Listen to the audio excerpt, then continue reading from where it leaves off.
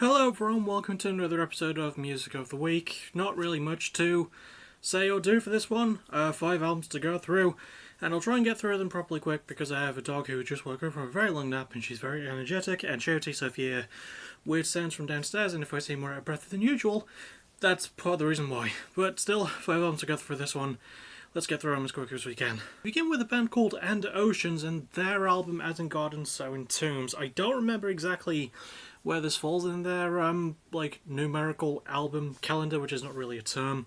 I think it might be upwards of their 10th. They're a symphonic black metal band, and you know how I feel about symphonic black metal. Usually I quite like it.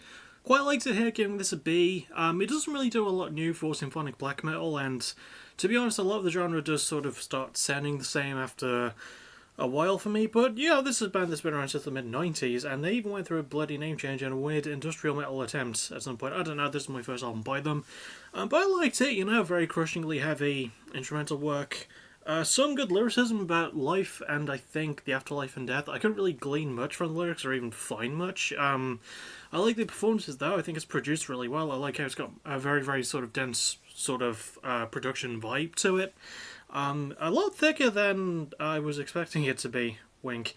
And, yeah, also pretty good structuring, really good pacing. It can drag a little bit at times, but, you know, symphonic black metal is want to do that. It doesn't, again, doesn't sound too different from your usual symphonic black metal thing, especially since this is a band that's been around since 1995, but I did like most of what I heard, so yeah, I don't know, maybe you might like if you give it a go, and I recommend that you do, because if you want some just straight up heavy, no bollocks symphonic black metal, this is going to probably fill that gap.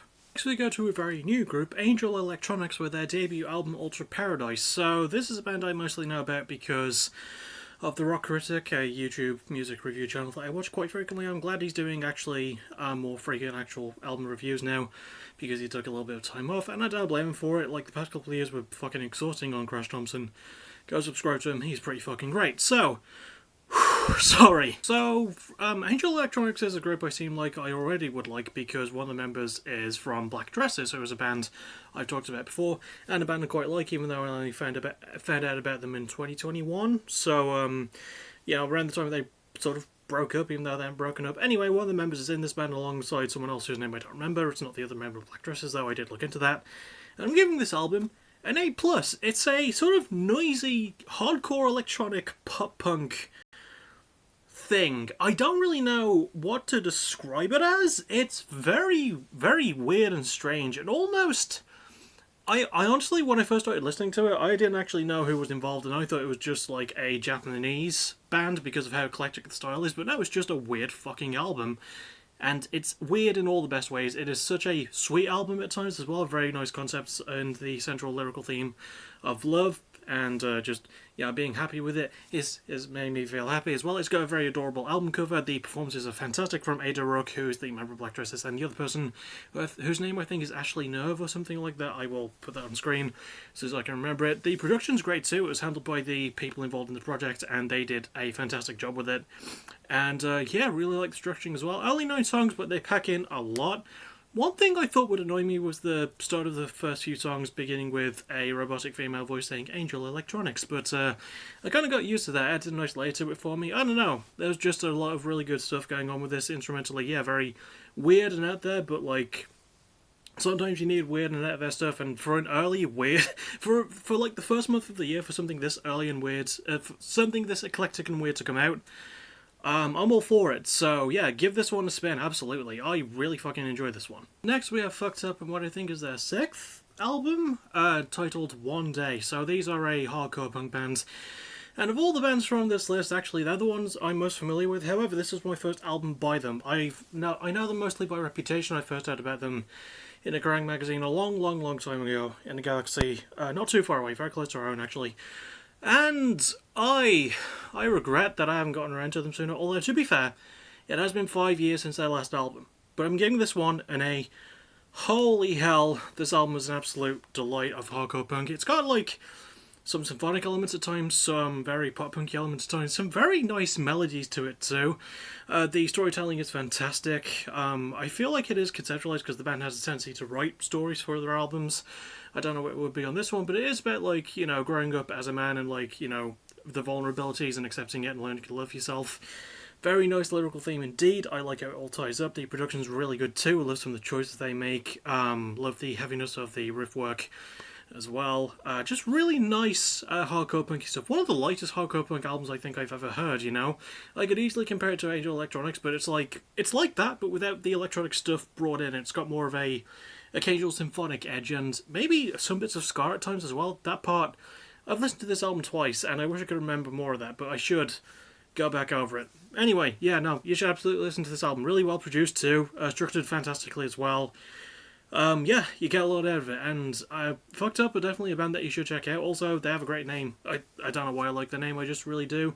Good storytelling, really good production, performances as well. Damien Abraham is a great vocalist. I hope it's Abraham and not Abrahams, but I will correct it via the magic of editing. So yeah, go check this one out if you've even heard about Fucked Up. They've been around for a couple of decades, so it'd be impossible for you to not have heard of them. But give it a shot if you can. It's really good. Next up, we have a rare genre on my Music of the Weeks. This is one of the few times I've covered it. We have a bit of country. Notably, we have Hardy with his new album, his second one, I believe, titled The Mockingbird and the Crow. So if anyone knows about Hardy, I only really know because he apparently did a musical performance at the Royal Rumble 2023, which I believe was well received by everyone. So that was a good sign. Now, you know, sarcasm aside though, I didn't mind this for a country album. I'm giving it a B-, right? I felt like the instrumentation was good. I feel like he could have used more actual, like, country-affiliated instrumental work, but that's just me. I thought Hardy himself was a pretty decent and likeable vocalist, especially compared to douchebags like Luke Bryan and... Okay, he's the only one I can think of at the moment, but you know the type I mean, right? The lyrical themes are very honest and open. Where it falls apart for me is the production. I feel like his voice is overdone too much. I feel like the instrumental work is kept very basic as a result. And I think the structuring is wrong because it is a fucking hour long. It's over an hour, and it didn't need to be this long. There could have been so much cut around it, and especially considering, you know, there's not really anything to necessitate it being this long. Like, there's no real underlying story or concepts, which is weird because Hardy is a great storyteller, and I think most of this album's flaws, which aren't many, are not Hardy's fault. I think it's the fault of the label. I would actually like to see Hardy go for something more of a solo vibe. I don't know why I'm looking at my fidget spinner football thing, but there you go. I would like to see him go for more of a solo vibe, maybe set up his own label and produce it all by himself. I want to see what kind of story he can create on his own, because I feel like he wanted to do more, but I feel like he was a bit bogged down. So if that is the case, I really hope he's able to get out from that thumb, so to speak. But yeah, I think this album's pretty decent. It is the lowest grade one on this in this episode, but you know what? You could have done a lot worse. And for my first Hardy album, for a genre I don't really go over as much, I didn't completely hate it. I thought it had some really highlights to it. And finally, we go for another genre I don't usually go near as much, crossover thrash / hardcore punk. Okay, I go near hardcore punk quite a lot.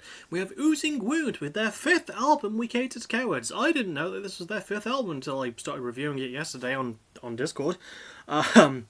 So, yeah, no, this is a band that's been around since 2011. I didn't fucking know that. They're from Chicago. I know I don't bring up locations anymore, but goddamn, yeah, no, this feels like Chicago punk. I'm giving this one a B. I thought it had some really interesting stuff going for it. I like the instrumental work a lot, very dense and chunky and focused. Sort of reminded me of Black Button's album in a way, without as much complexity to it, but still really good stuff.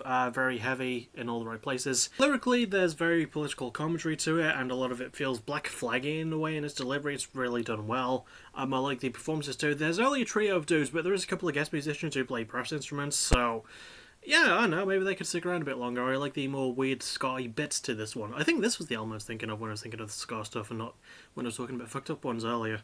Anyway, Fucked Up's one earlier. That's difficult to say. Anyway, back to Oozing Wounds, which is a more of a death metal-y name if you think about it. And the album cover is very pop punk if you look at it. Anyway, yeah, really good stuff in terms of production as well. Very raw and organic for the most part. Structurally, it's got good flow as well, pretty good pacing. Again, it's an album that manages to pack quite a lot into what isn't a very long album, to be honest. But yeah, no, there's really good shit on this. So if you want some really solid hardcore thrashy punk stuff, you can do a lot worse than this. That's really good stuff. And that'll about do it. The next thing I'll see you for will probably be a Fight the Night review this weekend, because I forgot that there wasn't a UFC card at all last week. So yeah, that's probably for that. But the next thing you'll see me for immediately is tomorrow night I start my next Let's Play, which will be the 2013 Shadow Warrior remake thing, so that'll be fun. I'm also excited to announce the winner of the poll for my 25th Let's Play, which is Battle Block Theatre, and hopefully I will be doing that Let's Play with a friend. I hope that'll be my first ever co-op Let's Play, but we'll find out. So I'll see you all tomorrow night at the absolute earliest, and as always, thank you for watching, you're awesome, bye-bye. Oh, bollocks! Actually, no. Forgot to do my least favourite to most favourite list in this episode. So, least favourite to most favourite, I would have to go with Hardy, As Oceans, Oozing Wound, Fucked Up, and Angel Electronics, absolutely. As always, go listen to all these albums at least once. I did the rest of the time sign-out stuff already, so now I'll do the actual sign-off again before ending the video. As always, thank you for watching, you're awesome. Bye-bye. I'm good at my job sometimes.